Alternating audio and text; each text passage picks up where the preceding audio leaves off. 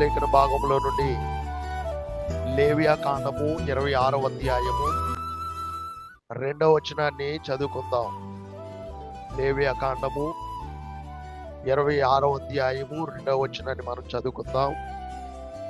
నేను నియమించిన విశ్రాంతి దినములను మీరు ఆచరింపవలెను, నా పరిశుద్ధ మందిరమును సన్మానింపవలెను, నేను యెహోవాను.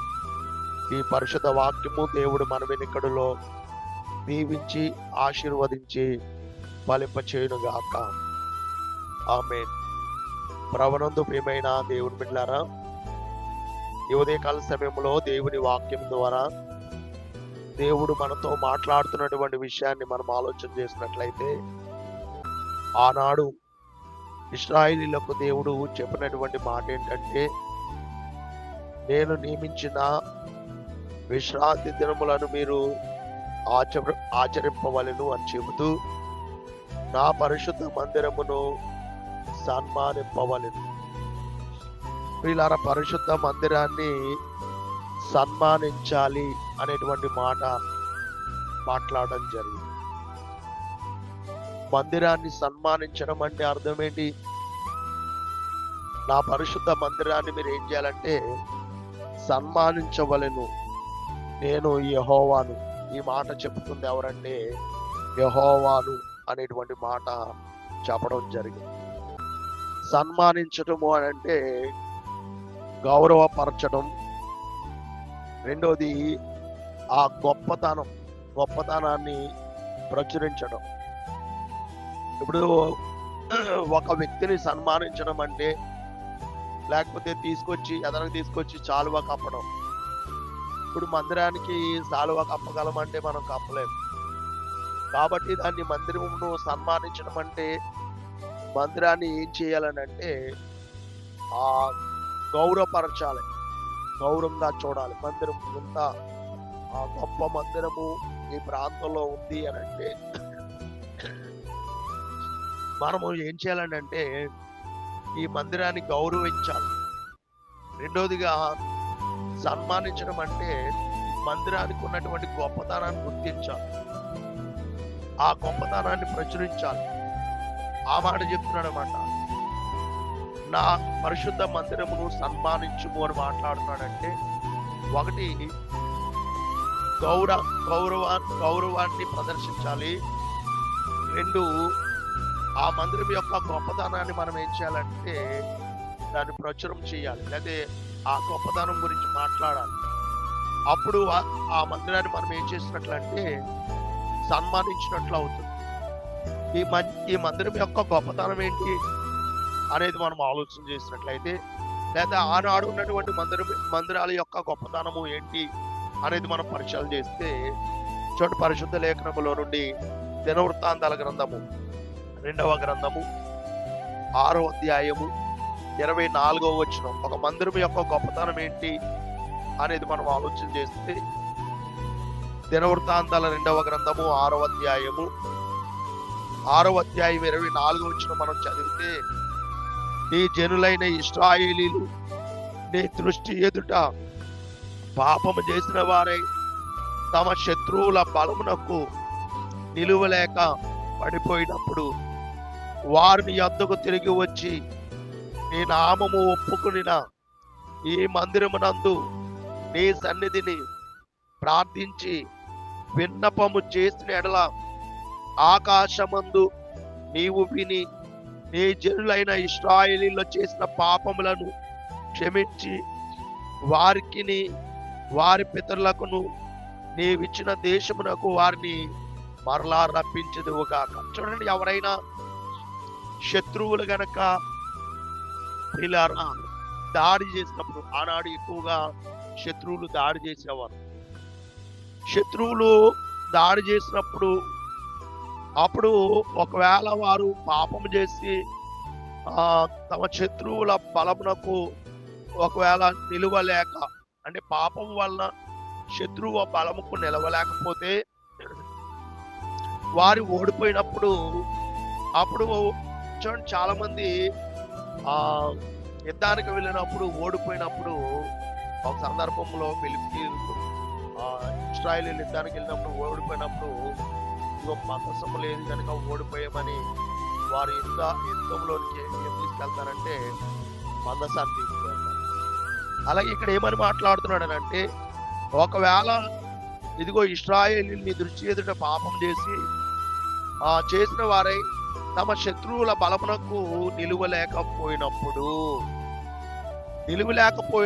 నీ యొద్దకు తిరిగి వచ్చి నీ నామమును ఒప్పుకొన్న ఈ మందిరమునందు నీ సన్నిధిని ప్రార్థించి విన్నపము చేసినలా. ఈ మందిరం యొక్క గొప్పదనం ఏంటంటే, ఎవరైనా శత్రువు మన మీద దాడి చేసినప్పుడు, వారితో మనం ఆగలేనప్పుడు, నిలవలేనప్పుడు వచ్చి మందిరంలోకి వచ్చి ప్రార్థన చేసి, దేవా పలానా ఆవిడతో నేను ఆగలేకపోతున్నాను, పలానా ఆవిడ నాకు శత్రువుగా ఉంది, నేను ఆవిడని నేను గెలవలేకపోతున్నాను ఆయన, ఇదిగో ఆయన ఆ వ్యాజ్యం నీకు అప్పగిస్తున్నాను ఆయన అంటే, దేవుడేమన్నాడు, మీరు వ్యాజ్యం ఆడకండి, మీ వ్యాజ్యమును నాకు అప్పగించండి, పగ తీర్చుకున్న నా పని. చూడండి, ఎప్పుడైతే దేవుని మందిరములో, ఈ మందిరం యొక్క గొప్పతనం ఏంటంటే, మనము ప్రియులారా ఏదైనా శత్రువును గెలవలేనప్పుడు, ఓడిపోతున్నప్పుడు మరలా మనము తిరిగి వచ్చి మన పాపములను ఒప్పుకొని ఈ మందిరంలోకి వచ్చి ప్రార్థన చేసి, ప్రభువా నన్ను క్షమించు, నా పాపాలు క్షమించు, ఆ శత్రువులు ఎదుట నాకు జయము దయచేయను ఆయన అంటే జయం దయచేస్తాను. అందుకు మందిరంలోకి వచ్చి ప్రార్థన. రెండోదిగా మనం చూస్తే ఇది 26వ వచనం చదవండి. వారు నీ దృష్టి ఎదుట పాపం చేసినందున ఆకాశం ముయ్యబడి వాన కురియుకున్నప్పుడు వారు ఈ స్థలము తట్టు తిరిగి ప్రార్థన చేసి నీ నామమును ఒప్పుకుని నీవు వారిని శ్రమ పెట్టినప్పుడు వారు తమ పాపములను విడిచిపెట్టి తిరిగిన ఎడల ఆకాశమునందున్న నీవు ఆలకించి నీ సేవకులను నీ జనులకు ఇశ్రాయేలీయుల చేసిన పాపములను క్షమించి వారు నడవవలసిన మార్గము వారికి బోధించి నీవు నీ జనులకు స్వాస్థ్యముగా ఇచ్చిన దేశమునకు వాన దయచేదుగా. అంటే వాన కురవనప్పుడు కూడా, ఒకవేళ వాన కురవకపోతే దేవుని ఆనాడు చేసినట్టు వారు చేసిన పనులు చెప్తున్నారు పిల్ల. దేవుని మందిరం యొక్క గొప్పతనం ఏంటంటే, ఇది ఒకవేళ వాన కురవకపోతే మనుషులకి ఏమొస్తుంది? కరువు. వాన కురవకపోతే మనుషులకు కరువు, తినడానికి ఆహారం ఉండదు, పశువులకు గడ్డి ఉండదు, ఏంటి మనకి తాగడానికి నీళ్లు ఉండవు. ఇలాంటి కరువు వస్తుంది. కరువు వచ్చినప్పుడు ఏం జరుగుతుంది అంటే, దేవుని మందిరంలోనికి వచ్చి వారు ప్రార్థన చేస్తే అప్పుడు దేవుడు అంట ఆనాడు వర్షం కురిపించాడు. అంటే మందిరం యొక్క గొప్పతనం, కొంతమందికి ఆ మందిరం యొక్క గొప్పతనం తెలియక ఆ మందిరంను ఎలా చూస్తున్నారని అంటే, అసలు దాని విలువ లేకుండా చూస్తున్నారు. మందిరం, ఇంత గొప్ప మందిరాన్ని దేవుడు ఇస్తే కొంతమంది మందిరాన్ని విలువ లేకుండా, అంటే ఇంతమంది మందిరం బయట వాళ్ళు నిన్న కొంతమంది వచ్చారు, ఇక్కడ ప్యాకింగ్ వచ్చారు, వాళ్ళు లోపలికి వచ్చి ఆ మందిరాన్ని చూసి మురిసిపోతారు. మంచి మందిరాన్ని దేవుడు ఈ మూలంలో దేవుడు ఇచ్చారు. కానీ ఈ ప్రాంతంలో ఉన్నటువంటి వారు కానివ్వండి, కొంతమంది మందిరాన్ని లెక్క చేయట్లా, దాని విలువ ఏంటో తెలియట్లా, దాని విలువ తెలుసుకోలేకపోతున్నారు. అందుకని దేవుడు అంటున్నాడు, ఇదిగో మందిరం యొక్క విలువను మీరు తెలుసుకోవాలి, మందిరాన్ని సన్మానించాలి, మందిరాన్ని గౌరవించాలి, మందిరాన్ని గౌరవించాలి. నేను కొంతమంది పేరాల కింద ఆరాధిస్తున్నారు, చెట్టు కింద ఆరాధిస్తున్నారు. ఏంటి అలా కాకుండా దేవుడు ఇదిగో ఈ మందిరం యొక్క గొప్పతనం ఏంటంటే, ఎవరైనా కనుక ఏదైనా కొదువుగా ఉంటే వచ్చి ప్రార్థన చేస్తే కంపల్సరీ ఆ కొదువ తీరుతుంది. ఇంకా చెప్తున్నాడు 28వ వచనంలో, దేశమందు కరువు గాని, చూడండి ఏంటి చెప్తున్నాడు, దేశమందు కరువు గాని తెగులు గాని కనబడినప్పుడైనను, గాల్పు దెబ్బ గాని చింత పడుట గాని తగిలినప్పుడైనను, మిడతలు గాని చీడ పురుగులు గాని దండు దిగినప్పుడైనను, వారి శత్రువులు వారి దేశ పట్టణములలో వారిని ముట్టడి వేసినప్పుడైనను ఏ బాధ గాని ఏ రోగం గాని వచ్చినప్పుడైనను ఎవడైనను ఇశ్రాయేలులకు ఈ జనులందరూ కలుసుకునినైనను నొప్పి గాని కష్టము గాని అనుభవించుచు చూడండి, ఈ మందిరము తట్టు చేతులు చాపి చెయ్య విన్నపములను ప్రార్థనలన్నీయు నీ నివాస స్థలమగు ఆకాశము నుండి నువ్వు విని ఆలకించి క్షమించి నీవు మా పితరులకు ఇచ్చిన దేశమందు వారు తమ జీవిత కాలమంతయు నీ యందు భయభక్తులు కలిగి నీ మార్గములో నడుచున్నట్లుగా వారి వారి హృదయములను ఎరిగి ఉన్నావు. నీవు వారి సకల ప్రవర్తనకు తగినట్లుగా ప్రతిఫలమును దయచేదువుగాక. చూడండి, అంటే మందిరం యొక్క విలువ ఏంటంటే ఏంటి? కరువు వచ్చినా మందిరంలోకి వచ్చి ప్రార్థన చేస్తే కరువు తీరుతుంది. తెగులు వచ్చినా మందిరంలోకి వచ్చి ప్రార్థన చేస్తే నీ తెగులు పోతుంది. ఒకవేళ గాలుపు దెబ్బ తగిలినప్పుడైనా సరే ఆ మందిరంలోకి వచ్చి ప్రార్థన చేస్తే నీ బాధ పోతుంది. ఇంకా అంటున్నాడు, చింతపడుట అంటే మన జీవితంలో ఏం చేయాలో అర్థం కాని పరిస్థితి మనకు ఏర్పడినప్పుడైనా సరే చింత అంతా కూడా ఏమవుతుందంటే పోతుంది. ఇంకా అంటున్నాడు, మిడతలు కానీ చెడ పురుగులు కానీ దండు దిగినప్పుడైనాను, శత్రువు ముట్టడి వేసినప్పుడైనాను, ఇంకా నీకు ఏ బాధ అయినా ఏ రోగమైనా వచ్చినప్పుడైనాను మందిరం దగ్గరికి వచ్చి చేతులెత్తి ప్రార్థన చేస్తే ఆకాశమునందున్న నీవు వారి ప్రార్థన ఆలకించి వారికి తగినటువంటి ప్రతిఫలము దయచేదువుగాక అని మాట్లాడు. చూడండి, ఎన్ని విషయాలు మనం తెలుసుకున్నాం. ఏంటి మందిరం విలువ ఏంటనంటే, ఎవరైనా శత్రువు మనకు దాడి చేసినప్పుడు అతను గెలవలేనప్పుడు మనం వచ్చి ప్రార్థన చేస్తే ఆ శత్రువు సంగతి దేవుడు చూసుకుంటాడు. రెండవదిగా వాన కానీ ఎటువంటి ఇబ్బంది కానీ మనకి వాన కురిగినప్పుడు కానివ్వండి, ఎటువంటి ఇబ్బంది అయినప్పుడు కలిగినప్పుడు కానివ్వండి, దేవుని మందిరంలోకి వచ్చి ప్రార్థన చేస్తే దేవుడు మనకు సహాయం చేస్తాడు.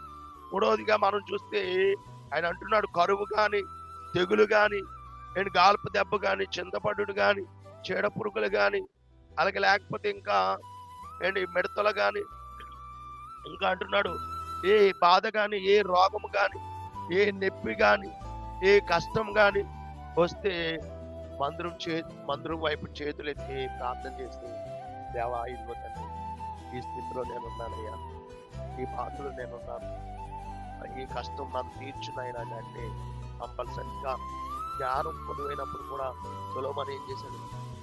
ఆ దేవుని సన్నిధికి వచ్చి ఆ చేతులు ఎత్తి ప్రార్థన చేశాడు. సొలొమోనుకి ఏమి ఇచ్చాడు దేవుడు? ఆ జ్ఞానం ఇచ్చాడు. ఎంత జ్ఞానం అని అంటే అంతకుముందు ఎవరు కూడా లేరు, తర్వాత వచ్చేవారు ఎవరు కూడా ఉండరు. అటువంటి జ్ఞానాన్ని సొలొమోను గారికి ఇచ్చాడు. అంటే ఏది కావాలన్నా దేవుని మందిరంలోకి వచ్చి అడిగితే దేవుడు ఇస్తాడు. అన్న వచ్చి చూడండి, మందిరంలోకి వచ్చి బిడ్డలు లేరు అన్నాకు, మందిరంలోకి వచ్చి ఏడ్చితే అన్నాకు ఎవరు పుట్టారు? బిడ్డలు కలిగారు. సమయాలు పుట్టాడు. మందిరంలోకి వచ్చి పిల్లలు మందిరము ఆ కొమ్మ ఎదురుకుండగా ఆ పుట్టినది మొదలుకొని కుంటివాడు ఒకడు ఉన్నప్పుడు ఆ దైవజనులు వచ్చి, మా దగ్గర వెండి బంగారములు లేవు కానీ నువ్వు లేచి నడువుమని చెబితే వారు ఏం చేశారంటే దిగ్గున లేచి నడిచినడు సంగతి మనకు తెలుసు పిల్లలు. అటువంటి ఆ దిగ్గున నడిచి వారు ఎక్కడికి వెళ్ళారని అంటే మందిరము లోపలికి వెళ్ళి అతడు ఆ దేవుని స్తుతించినట్లుగా మనం లేఖనంలో చూస్తున్నాం. చూడండి, కాబట్టి మందిరం యొక్క విలువ ఏంటంటే, నీకు ఏ కష్టం వచ్చినా ఏ బాధ వచ్చినా ఏ ఇబ్బంది కలిగినా ఇదిగో నీ మందిరంలోనికి వెళ్ళి నువ్వు ప్రార్థన చేసుకుంటే దేవుడు నీకు ఏం చేస్తాడంటే సహాయం చేస్తాడు. అందుకని దేవుడు మందిరాన్ని కట్టించాడు. కొంతమందికి మందిరం విలువ అర్థం కావట్లేదు కాబట్టి లేవియా కాండంలో ప్రభు చెప్పాడు. ఆ లేవియా కాండంలోకి మార్చాను. లేవియా కాండం 26వ అధ్యాయం 2వ వచనంలో మాట్లాడినటువంటి మాట, నేను నియమించిన విశ్రాంతి దినమును మీరు ఆచరింపవలెను, ఇదిగో నా పరిశుద్ధ మందిరమును మీరు సన్మానించండి, ఇదిగో నా పరిశుద్ధ మందిరాన్ని మీరు సన్మానించండి, మర్చిపోకండి అని మాట్లాడు. కాబట్టి మనం ఎంత మాత్రమును మర్చిపోకుండా ఆయన పరిశుద్ధ మందిరాన్ని సన్మానిస్తూ ఎప్పుడు కూడా మందిరాన్ని గౌరవిస్తూ దాని గొప్పతనం గురించి మనం తెలుసుకుని ఆ గొప్పతనాన్ని బట్టి దేవుని ఆరాధిస్తే కనుక కంపల్సరీ దేవుడు మనకి సహాయం చేస్తారు.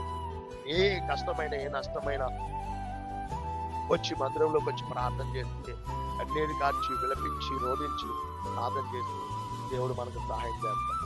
కాబట్టి మనకు అలాగా సహాయం చేయాలని మనసారా కోరుకుంటూ ఈ మాటలు దేవుడు మన వెనుకడులో దీవించి ఆశీర్వదించి ఫలింపచేయునుగా అంటారు. ప్రార్థన చేసుకుందాం పిల్లరా. ప్రతి ఒక్కరు కూడా ప్రార్థన చేసుకుని దాని జీవితాన్ని ప్రారంభించవలసిందిగా ప్రభువు పేట మనం చేయించున్నాం. ప్రార్థన. మహాకనికరం కలిగినటువంటి మా పేపర్లో ఒక తండ్రి, మీ శ్రేష్టమైన ఘనమైన అత్యున్నతమైనటువంటి నామమున కొందనములు స్తోత్రములు కృతజ్ఞతాస్తుతులు చెల్లిస్తున్న ప్రభువ, మీ మహాదయలో మహాకృపలో గడిచిన దినమంతా కూడా ఎంతగానో మమ్మలను కాచి కాపాడారు. మీరు ఎక్కడి చోట్ల భద్రపరిచిన విధానం బట్టి మీ కొందనాలు స్తోత్రాలు తండ్రి. ప్రభు, నా ప్రియ బిడ్డలను మీ జ్ఞాపకం చేసుకునండి. ఏదైనా జీవితాన్ని ప్రారంభించడానికి నా బిడ్డలు సిద్ధపడుతుండగా వారి పనిలో, ప్రయాణాల్లో, వ్యాపారాల్లో, ఉద్యోగాలు మీరు తోడుగా సహాయం చేయండి అని మీ కొందనాలు తండ్రి. అలాగే ప్రభు, మీ నామను బట్టి ప్రార్థన చేస్తున్నాం.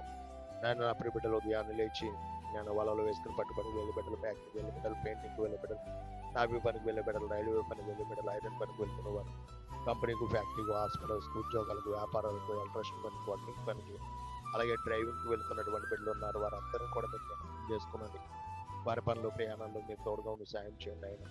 మా ప్రియ బిడ్డలు అనేక మంది గల్ఫ్ దేశాల్లో, అమెరికా దేశాల్లో, కువైట్ దేశాల్లో, ఆయా దేశాల్లో ప్రభు నా ప్రియ బిడ్డలు పనిచేస్తుండగా మీకు కాపుదల భద్రత వారికి అనుగ్రహించండి.